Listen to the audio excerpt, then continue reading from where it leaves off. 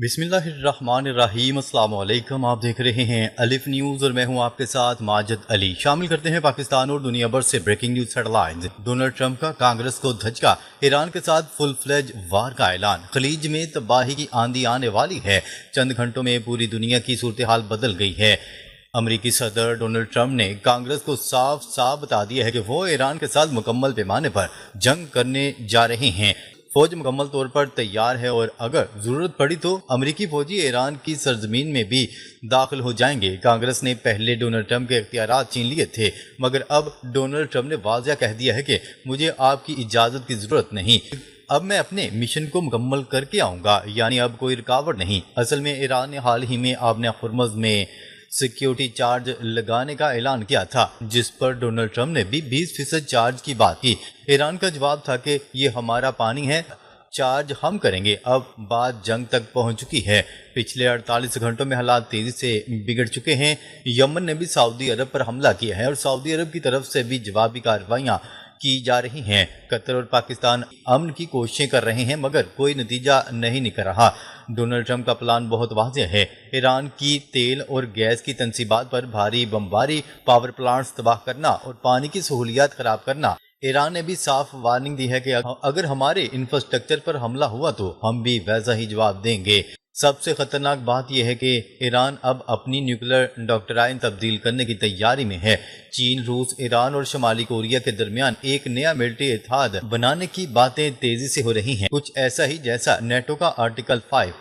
News reports के मुताबिक तेल की कीमतें आसमान छूने वाली हैं और पूरी खलीजी इलाके में कशीदगी बढ़ने वाली है। इसराइल खामोशी से फेज 2 के लिए तैयार बैठा है। इस बार मामला सिर्फ ईरान तक महदूद नहीं रहेगा, पूरा इलाका तबाही की तरफ जा सकता है। डोनाल्ड ट्रंप कह रहे हैं कि ईरान का तेल, गैस और सोना सब उनका है। वेनेज़ुएला वाला खेल दोहराने की कोशिश हो रही है, मगर ईरान भी मुकम्मल तौर पर तैयार।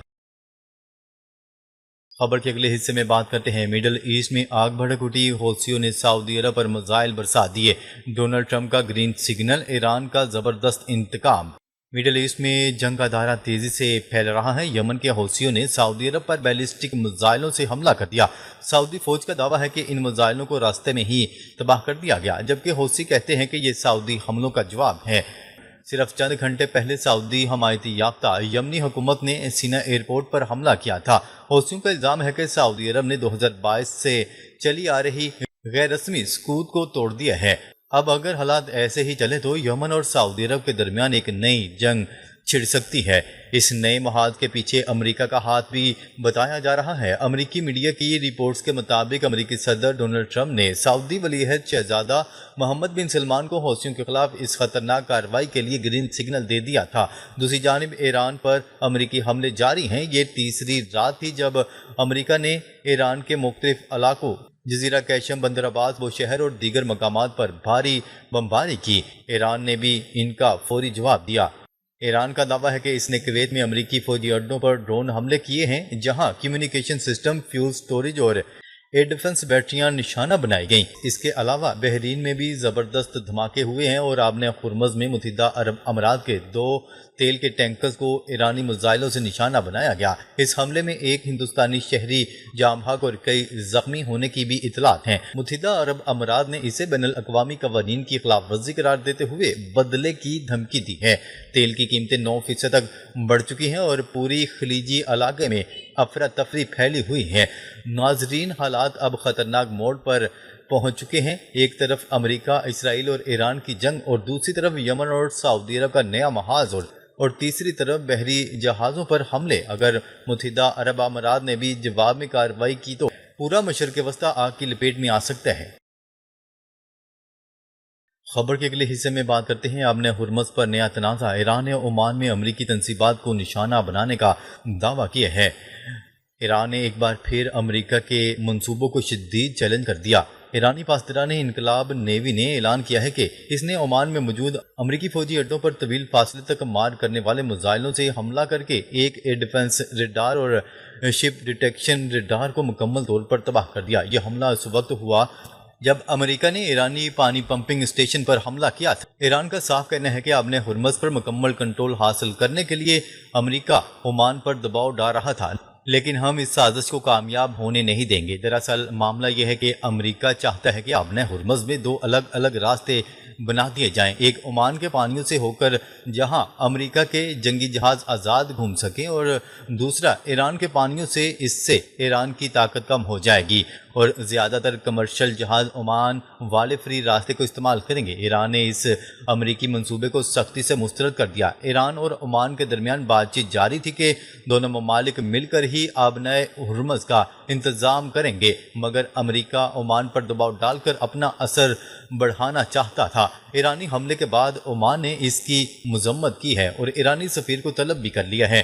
تاہم ایران کا کہنا ہے کہ ہم نے عمان کی سرکاری تنصیبات پر حملے نہیں، صرف امریکی اڈوں پر حملے کیے ہیں۔ کیا رہے کہ یہ پہلا موقع ہوگا جب ایران نے عمان میں امریکی ٹھکانوں پر کھلے عام حملے کی ذمہ داری قبول کی ہے۔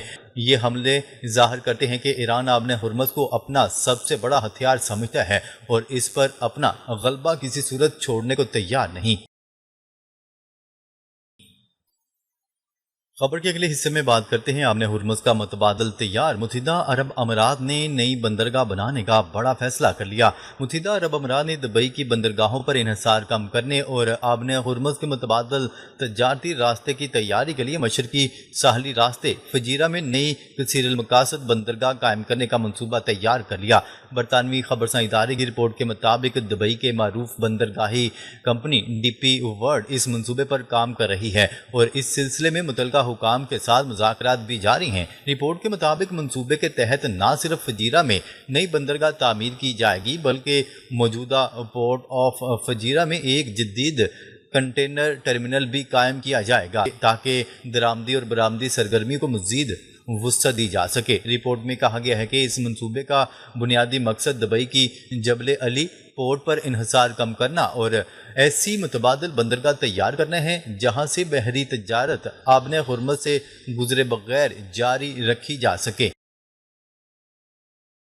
خبر کے اگلے حصے میں بات کرتے ہیں محمود احمدی نژاد اسرائیل کے مبینہ رجیم چینج منصوبے کا حصہ تھے۔ نیو یارک ٹائم کا دعویٰ۔ امریکی اخبار نیو یارک ٹائم نے اپنی ایک رپورٹ میں تہلکہ خیز دعویٰ کیا ہے کہ ایران کے سابق صدر محمود احمدی نژاد مبینہ طور پر اسرائیل کے ایران میں رجیم چینج منصوبے کا حصہ تھے اور ان کے اسرائیلی خفیہ ایجنسی موساد کے اعلیٰ حکام سے روابط تھے۔ رپورٹ میں امریکی حکام اور دیگر نامعلوم ذرائع کے حوالے سے دعویٰ کیا گیا ہے کہ اسرائیل کئی برسوں سے ایران میں سیاسی تبدیلی کے ایک منصوبے پر کام کر رہا تھا جس کے تحت محمود احمدی نژاد کو دوبارہ اقتدار میں لانے کی کوشش کی گئی۔ نیو یارک ٹائم کی رپورٹ کے مطابق اگرچہ محمود احمدی نژاد اپنے دور حکومت میں اسرائیل مخالف بیانات اور سخت موقف کے باعث مشہور تھے، تاہم مبینہ طور پر بعد میں اسرائیلی حکام نے انہیں ایک ممکنہ سیاسی متبادل کے طور پر دیکھا۔ رپورٹ میں یہ بھی دعویٰ کیا گیا ہے کہ موساد کے سربراہ ڈیوڈ بارنیا نے 2024 میں ہنگری کے دارالحکومت میں ہونے والی موسمیاتی تبدیلی کانفرنس کے موقع پر احمدی نژاد سے ملاقات کی۔ اخبار کے مطابق اس ملاقات کے لیے احمدی نژاد کو کانفرنس میں شرکت کی دعوت دی گئی تھی اور ان کے سفر و رہائش کے اخراجات بھی مبینہ طور پر اسرائیلی فریق نے برداشت کیے۔ رپورٹ کے مطابق اسرائیلی اہلکاروں نے بیرون ملک مختلف مواقع پر بھی سابق ایرانی صدر سے ملاقاتیں کی، جبکہ یہ منصوبہ 2022 میں شروع ہوا اور بعد ازاں غزہ جنگ کے باوجود جاری رہا۔ خبر کے اگلے حصے میں بات کرتے ہیں اردن کے عوام امریکی اڈوں کے خاتمے کا مطالبہ کریں، اس سے فلسطین کی مدد اور خطے میں امن ممکن ہوگا۔ پاسداران انقلاب کا بڑا مطالبہ۔ ایرانی پاسداران انقلاب نے اپنے بیان میں کہا ہے کہ آج اردن میں اس امریکی فضائی اڈے کو نشانہ بنایا گیا جہاں سے ایران پر حملے کیے گئے۔ امریکی جارحیت کے پہلے روز انہی اڈوں سے حملوں میں میناب میں 186 بچیوں اور اساتذہ کو شہید کیا گیا۔ بیان میں کہا گیا ہے کہ ایران نے امریکی افواج کو ان کی کارروائیوں کا جواب دیا۔ ایران کو اردن یا اس کے عوام سے کوئی دشمنی نہیں، اردن کے عوام کا انتہائی احترام کرتے ہیں۔ پاسداران انقلاب کا کہنا ہے کہ اردن کے عوام کسی بھی دوسری قوم کی نسبت فلسطینیوں کے دکھ اور ان کے ساتھ ہونے والی ناانصافیوں کو بہتر سمجھتے ہیں۔ اردن کے عوام صہیونی ریاست کے جرائم سے آگاہ ہیں جس نے غزہ میں 20,000 بچوں سمیت 70,000 فلسطینیوں کو نشانہ بنایا جو براہ راست امریکی مداخلت سے ہوا۔ ناظرین، اب تک کے لیے اتنا ہی۔ مزید خبریں لے کر بہت جلد آپ کی خدمت میں حاضر ہوں گے، تب تک کے لیے اپنا خیال رکھیے گا۔ اللہ نگہبان۔